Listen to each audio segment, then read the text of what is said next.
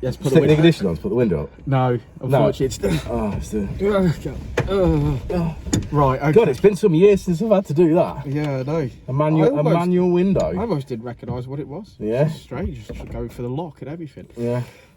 This is an EG Civic with a K24 Frank engine with a supercharger. With a bottom mount Rotec supercharger on it. Yeah. We're expecting big things from this car, to be fair. I think we... we're going to try not... We're going to try not to be negative. No, not going to be negative. Not going to be negative in this video, but there was some issues with this car. There's some education to be had for everybody. I think that's the point. I think we weren't originally going to do a video because it didn't exactly end up too positive as an overall result. But then we decided that we need to do a video on it because there's educational parts within the video and that may help other people. Yeah, and you guys know at Dynodaze we YouTube and everything. You take the rough with the smooth, don't you? Yeah, of course. Now, obviously, there's good times and bad times. Now, not to say there's anything particularly gone wrong with the car. So it's not like we've had an engine failure or we've had something break or anything like that. So it's nothing serious at all. All we're talking about here is the preparation of the vehicle before the vehicle came here. So it was booked in for this morning at 9 AM. Yeah. But the customer dropped the car off yesterday afternoon, maybe about... Around lunchtime, I would say. I think the time we were done... basically, the way I understand it is the car had been driven here without the supercharger belt on and without the boost pipes on, but everything was bolted onto the car. Stock injectors at that point? Stock injectors, stock map sensor at that point, so he could drive it here. Although he said it drove badly and it wasn't particularly brilliant, but he drove it here and he got it here nonetheless. So he drove it here. Then when he got here, he's fitted the supercharger belt, he's fitted the boost pipes, he's fitted the 4-bar map sensor, he's fitted the 1000cc injectors, which we suggest is obviously what we would need to tune on. So he's done all that in the car park. Fine, I have no issue with any of that. So then I said, well, I'll tell you what I'll do. Before you leave, I'll put a base file on for the injectors and everything. Let's see if we can get it running. Let's make sure everything's okay, because you've not ran the supercharger, you've not put oil in it, you've not topped it up. You know, there's oil in it, but it's not been topped up or checked with it running or anything. So let's get all that done out of the way whilst you're here. And then we can move forward tomorrow, so it's sort of ready. We can put it on the dyno, we can get on mapping it tomorrow. Well, that's sort of where the problem started. So the supercharger has a little burp and spat some oil out on the floor. I think that was an airlock in it, and it obviously it needed to move that out, and it chucked a load of air and then spat a bit of fluid out. So not a problem. That sort of thing you expect running the mill. Throttle position was having a mard. The revs were up and down, up and down, up and down, up and down all the time. Unplugged the throttle position sensor, seemed to sort it. Not sort it, but it was obviously better, so I knew we were going down the lines of that. So yesterday afternoon we checked the voltages across the throttle position sensor. We were at 4.2 volts, even just with it being plugged in with no input from the throttle. So obviously there was a problem with that. So we literally put it to bed last night, didn't we? Said we need a throttle position sensor. We tried to see if we'd got a spare one on Dan's car just to borrow, but turns out it's a different sensor. It's a different sensor. Dan's is a different throttle body, so therefore it goes the opposite way, which is a bit annoying because I took that car apart to get it out and I had to put it back together again and then obviously move on. Customer sent one of his friends to go and pick up from Tegua in Stoke. Yeah, a new throttle position sensor, which was great. We obviously at that point I said I want to stick this on the ramp and have a look at this because there's a few areas that I looked at yesterday I'm not truly happy with. So we stuck it on the ramp, had a look at it, asked the customer if the boost parts were beaded because they were made from stainless steel, and usually as a rule when things are made from stainless steel people don't bother beading the pipes because it's too tough to do it and or they've not got the tool to do it, so they don't do it. I asked him, he says no, they've not got any beads on them. I thought I sort of second that by the fact it had Michelor clamps on it. I hate Michelor clamps with a passion. People use them because the pipes pop off. Oh yeah, I put them on because the pipes keep popping off. Now the pipes are popping off because you don't have any beads on them. It's nothing to do with putting a Michelor clamp on it. Plus they're massive, unsightly, look a mess in my opinion. I was impressed that your tool actually beaded stainless steel. Yeah, so we took the boost pipes off, we beaded it. A little tougher, obviously a lot tougher than doing aluminium. I don't like using my tool to do that because obviously it'll break at some point. It'll break at some point. I don't like doing it, but in this instance, as they're already made, I didn't have a lot of choice, so we beaded the pipes. Got rid of all the clips on the whole system because they were all a mixed match of odd sizes. Some were rusty, some were clean, like some were Michelor clamps and all that sort of stuff. So I just completely put all new stainless steel Jubilee clips on so that it's done, and I've changed them all. I know they're all good. I'm not gonna have any leaks. Checked the dump valve, and the dump valve seal was split and poking through the dump valve. So if you imagine where the dump valve would be open, bit of seal was poking out there, so that was never going to seal. So replaced the seal on that, sorted that out. What else did we do? Then we looked at the supercharger, and the supercharger, the way it got the pipe coming out the bottom of the bottle down to the charger. all the pipe work was too long, which was then causing the pipe going into supercharger to collapse or near enough be folded double.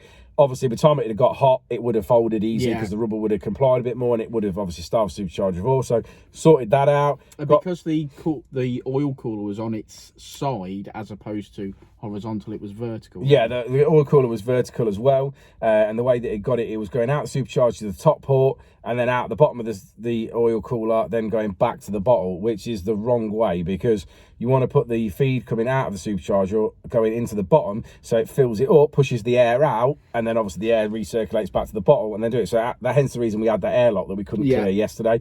So we swapped all the pipes around. I mounted the filter because the filter was just hanging, and that was obviously putting pressure on the lower part of the pipe and kinking it. So I mounted that, so that wasn't being a problem anymore. Shortened the pipes, got it all sorted. Like I said, then altered the top pipe, put it on the bottom, and then put a 45 fitting on the top, and then ran it back to the bottle, and then bled all the system up. So that was all sorted.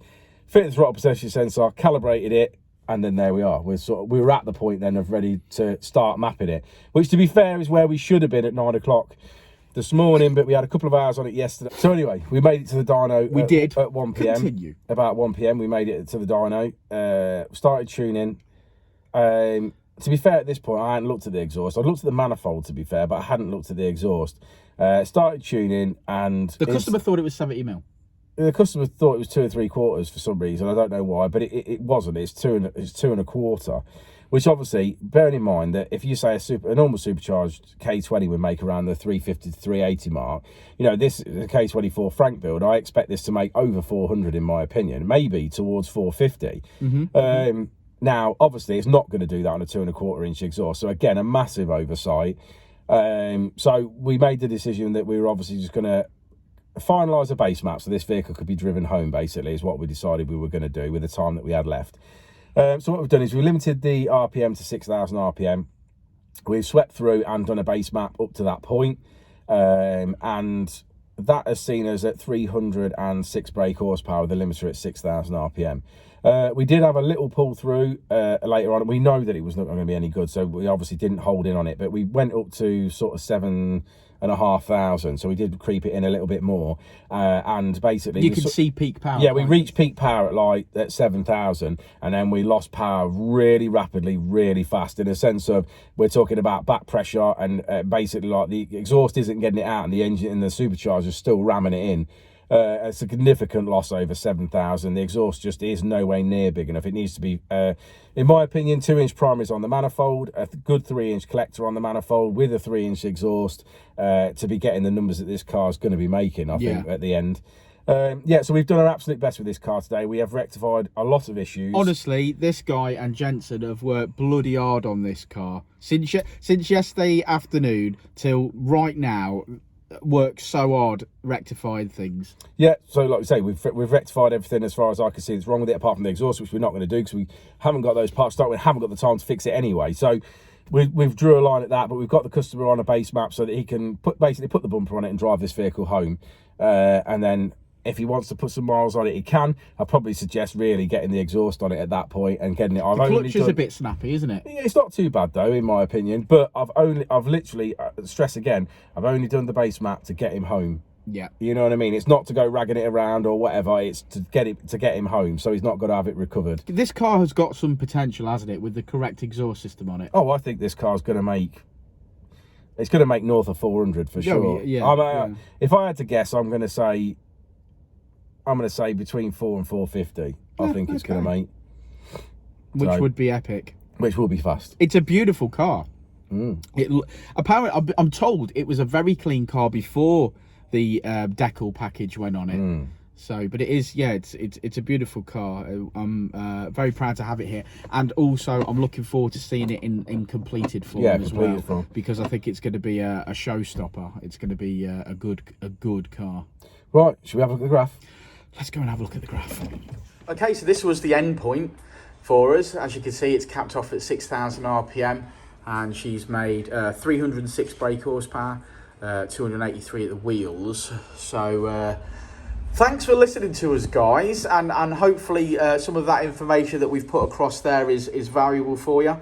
But we look forward to seeing this car back again I'm really getting some power out of it. So yeah, but like I say, really proud to have something like that in the workshop, and really looking forward to seeing it on full form, full chat. Yes.